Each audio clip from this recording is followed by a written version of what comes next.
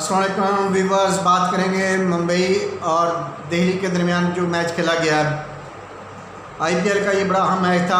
आपसे इसके मतलब बात होगी। आप हमारा यूट्यूब चैनल सब्सक्राइब करें, शेयर करें, कमेंट करें। जैसे कि बात कर रहे हैं कि मुंबई और दिल्ली ने आईपीएल का बड़ा अहम मैच खेला।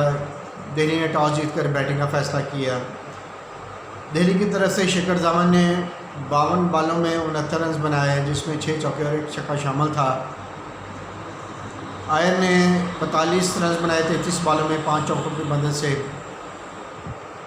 और दिल्ली की टीम 162 रन 4 विकेट पर सिमट गई। बारी कोई बहुत बड़ा स्कोर नहीं था, मगर दूसरी इनिंग्स काफ़ी मुश्किलात रही हैं पिछले काफ़ी मैचों में, और टीम जो सेकंड बैटिंग करती रही है वो शारजा दुबई की मुश्किल विकेटों पर मुश्किल का सामना करती रही है। मगर इस मैच में डी कॉक ने शानदार 36 बॉलों में 53 रन बनाए, जिसमें 4 चौके और 3 छक्के शामिल थे।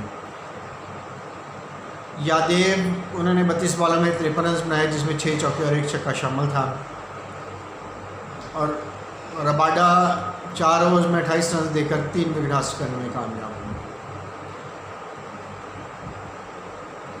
इस परफॉर्मेंस पर मुंबई की टीम जो है वो ये मैच हार गई, और दिल्ली की टीम मैच जीत कर पॉइंट टेबल में टॉप 4 में अपनी जगह बना रही है। अब देखना ये है कि इस कंपटीशन में राजस्थान, दिल्ली